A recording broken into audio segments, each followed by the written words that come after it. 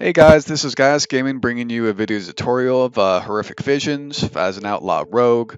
This is again a solo run 5 mask clear of Stormwind. My current item level is 475, but I have completed 5 mask clears for both Stormwind and as well as Orgrimmar below 470. As I'm sure you're aware with watching this video, you will get plenty of sanity as far as it goes when you have all your Titan research traits unlocked and everything maxed out with that. I'm using Ghastly Goulash for my vision buff, which provides 2% HP regen as long as it is active. That's personally what I take because I do like to do a little bit of larger pulls. I'm also going to be using an augmented rune and flask for my other buffs, and I normally bring over some Lightfoot potions and Draenic living action potions as well, which I'll be using typically in the Magister fight. First off, when we hop into here, what we're going to do is we're going to jump in, try to go over to the Dwarven district, and we're going to first kill the guards right in front of the cathedral. So when you're killing these guards, do keep in mind you can gouge some of their attacks to interrupt them, but you want to mainly interrupt the shadow shift. That will provide a stun to you, so I'd recommend just get that out of the way. And you're going to want to sneak past these mobs and head over to the left, right around the tumor. Now, grappling hook right across the waterway, and then we're going to go ahead and kill these brainwashed gnomes as part of the initial objective for the Dwarven district. Once you have gotten into the Dwarven district, it is going to be pretty simple as far as this district goes. I believe this is one of the easier areas in my opinion. Do recommend using some kebabs, which restore 100% sanity if you need them, to prevent having to use any orbs, so you can use the orbs when you feel like they're really needed and dire. You can do smaller pulls than what I'm doing. I would probably recommend to do that to begin with. It's not going to really affect your time too much. I just like to do larger pulls because I'm more familiar with these districts and completing a 5 mask vision. So just take it slow for the first time and just try to not overdo it. As far as the mini boss here goes, it's going to be pretty simple. Just avoid the purple swirls that he does. He also is going to do a blast right in front of him, so you're going to want to just avoid that and just kite him around, attack him until he's dead. He's just pretty simple. There's not really much to this mini boss. Kill all the other ads around here, and you're also going to want to collect the last bits of explosives that are placed on the ground. Again, there are going to be a total of 8 explosives you're going to have to activate. So once you grab them all, we're just going to go over to the detonator. We're going to hit that, and that's going to start the actual main boss fight for the Dwarven district with Thurum Deepforge. His mechanics are pretty simple. Essentially, all he's going to do is when he's drinking a potion, he's going to cast Empowered Forge Breath, which is a damage and sanity drain in the direction he's facing. You're also going to want to avoid the explosive ordnances that drop in the ground there. You can click on them to kick them out of the way, as you'll see that I'm doing. You want to keep your area as clear as possible so you have basically room to move around, so just keep that in mind. And then we're going to head on to Old Town from this point here, which is one of the more difficult and dangerous zones. We're going to have to kill Armsmaster Terranson to the right when you walk into the zone. She's pretty easy, just sidestep her Roaring Blasts and get out of the AoE zone for Blade Flourish and rinse and repeat until dead. In this area, the main trash mobs you want to look out for are going to be the SI7 informants. They cast Touch of the Abyss, which should be interrupted immediately, or you will get stunned for 5 seconds. Do smaller pulls in this area as well. You don't want to overdo it and die, and next thing you know, your vision's pretty much done. So each of these mini bosses do provide you a key, which then allows you to get to the main boss of the area. So the second main boss is going to be Alkskoff, the Infested. Alkskoff is pretty simple to defeat when we get over to him. Mainly, you just have to keep in mind that when he pounds his fist on the floor, he's going to do a tentacle attack that spawns a bunch of tentacles in a little area. It's going to do sanity damage and a dot, so just avoid that, and pretty simple. Also, you'd probably want to pull them a little bit up closer to where we came from rather than where I went in this video, because hence you saw that I had to use one of my passives to res me from the sanity drain there, and just, you know, got hit pretty hard pretty quick, so you don't pull any extra mobs. Like I said, smaller pulls, just keep it in mind. Interrupt the SI7 informants, and you should be good. Mainly, I completed these visions doing those smaller pulls, so once you get more comfortable, you can definitely get into some of the bigger ones. From this point here, we're just going to want to kill the last pack of mobs right before the gates. Once the gates pop, you just have to right-click on one of them. Valera will click on the other, opening them up, and then we'll beat a Shah. Shah himself can be a pretty tough encounter if you're not prepared for his eyes. The Eyes of Chaos move around and cast a Dark Gaze. This causes shadow damage and sanity loss if you're facing the Eye's current location. So my way to handle it normally is I'll try to face my back towards the Eyes, attack Shah. I'll then also move away clearly when we have him pop out and you see these little orbs and he disappears. This way he can run to me and then I can kill him and have some space between me and the Eyes. So we're going to click the portal to go back to the Cathedral District, and now we're going to just shadow stealth straight through these mobs because we're not going to need them.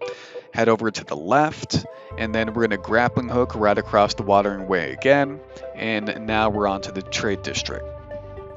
Like I said, at this point, if you need, use your kebabs as much as possible. They're going to be your best friend in getting this done and having some extra cushion. We're going to kill the mobs to the right when we first come in here, just to get them out of the way so we don't have to deal with them later, and the appendages can be a little bit of a pain. The Tormentors, main thing is I just recommend interrupting Mental Assault, since that's the only thing that they do for a larger damage drain in those packs there. As far as the remainder of these packs, keep in mind that the only boss here you really have to worry about is going to be the Inquisitor Darkspeak. He does do some pretty heavy sanity drain using his agonizing torment. You can, one, interrupt this using your kick. You can also interrupt it. You can also make yourself immune to it by using your Cloak of Shadows. So keep in mind you want to burst him down as fast as possible. So you can, one, get the buff and the sanity back from him and avoid getting too much sanity drain before you have to move on to the rest of the area. So just clear the remainder of the packs here, and once we clear out all the packs, we're just gonna go to the main boss at this point here, who's gonna be Slave Master Ulrich. He's a lot easier. His main mechanic is gonna be Chains of Servitude. Chains of Servitude is pretty simple, just run away, and he's gonna start to try to pull you towards him. If he gets you to him, you will be stunned. So just recommend keep it easy, get away from it, and when you see the tentacles spawn and the little purple swirl spawn on the ground, just avoid them completely. Otherwise, he's a pretty easy fight. Rinse and repeat until he's dead. So usually in these areas, once they start to get too low, I'll just again eat another kebab. So you see the little purple swirls, the tentacle, now is casting Chains of Servitude. I have to run away, so you can use your sprint here, grappling hook away, stuff like that. Other than that, again, he's pretty simple, so there's not much you have to worry about with him here. Just keep your path clear, because understandably so, you're going to have a lot of crap on the floor just due to the extra fixes with the masks. Then we're just going to free all the captives. Once we free them all, then our objectives are complete. Make sure before you leave this area that you've gotten all of them. There's a total of 8, so just always double check your bonus objective icon there. Otherwise, you're going to have to come back here later, and you're not going to get the credit for the full 5 mask unless all the objectives as well as the bosses are killed, including the main boss, Illyria. So we're going to head out of here to the Mage Quarter, and we're going to just grappling hook right across the waterway. So Mage Quarter is going to be a more challenging area. The more challenging one, aside from Old Town, those are the 2 hardest as far as it goes. So in this area, the main thing you're going to want to keep an eye on is the Crawling Corruption. kite these, especially if you wear any cloth, if you're not just doing like a rogue and whatnot, mainly because their melee damage hits harder the longer that they're alive because they get bigger. They slow down more, but it's still going to be a bit of a pain if you have a lot of them stack up there. So just wipe them out real quick. And then to be able to close these 5 void portals, we just have to kill the guards by the portals there, and that's pretty simple. Boundless Corruption is going to be a really crazy one as well to fight, so I highly recommend pop a sanity orb for this one and pull them into it so you can negate as much sanity drain as possible as part of his mechanic, because he throws a bunch of stuff on the ground that kills your sanity. He also does a frontal AoE. He hits pretty hard, so just try to keep it simple, and no harm in using one of your orbs there. As you see right now, I have literally used 1 orb for almost this entire run so far. The other thing we're going to want to watch out is going to be the Void Keepers. The Void Keepers are going to cast Void Buffet, so I'd recommend interrupting that, because Void Buffet does increase the shadow damage you take by 100%, especially if you see these Void Keepers.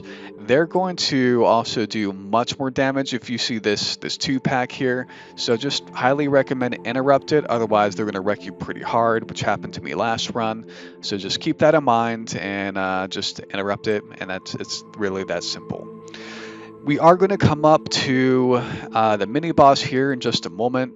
The mini boss here is going to be Zardeth of Blackclaw, who's pretty simple to beat. He does AoE on the ground here, which does sanity damage and of course damage as well of the rain of fire. So every time it hits you, so just make sure you're trying to stack these together, move out of the way of them. Give yourself enough room because he does not move much, so that way you can just kill him quick, get out of there. And now we're on to Magister Umbrook, which is one of the harder fights, but easy if you know what to do. So Magister Umbrook, pretty simple. All you interrupt is Tainted Polymorph. Ignore everything else. He's going to teleport at 75, 50, and 25% to either side of the room. So main thing that I recommend here is you can start with the portal with an orb to just kill him, save some of your sanity, run up to him. You're also going to get stacks of Leaden Foot, which slow you down until you stop for a second. So I just recommend use a Drainic Living Action Potion to clear the stacks. Use your sprint, use your grappling hook, and just avoid these things on the ground as they do sanity damage. Once you hit him a few times, his shield breaks, he starts attacking, he stops casting, and then boom, done, easy. Now we're heading over to Illyria. Illyria will pick up a mechanic from each one of the main bosses of these areas here, so she'll have a total of 4 extra mechanics. So she will have the eyes from Shaw that do the sanity drain. She'll have the chains from Aldrock. She'll have Tainted Polymorph from the Magister, and she'll also have the explosive ordinances from Thurl. So just keep in mind, she also does her own Void Eruption, so you still need to get behind the pillars as normal, but just be mindful of where you're placing things and where you're stepping. As you're seeing, I'm taking the ordinances back away because I want to keep the center clear. This way I can still fight her in the center, since that's where she will port every time, and I don't really have to struggle with any other stuff on the ground. As far as other things go, you can also try to pull her behind the actual pillars. That's another tactic as well. That way you can avoid the eye itself, but otherwise it's a pretty simple fight. Just keep in mind that the ordinances, the longer the fight goes on, the more you're going to have to kick, the more stuff that's on the ground, and it's going to be a pain. So just try to, of course, do your best here and try to keep everything as clean as possible. Keeping the middle area clean makes the fight easier. Otherwise, guys, that's it. You get guaranteed 470 item level gear with guaranteed corruption, 750 echoes of Nyalotha, nice bit of mementos. I do hope you guys enjoyed this video. If you liked it, make sure to like and subscribe, or comment if you have any, concerns with it. But again, this is Gaius Gaming, and I do hope you have a great rest of your day. So I can only say that it feels right, it feels right, it feels right, yeah. I can only say that it feels right, it feels right, it feels right, yeah. I can only say that it feels right.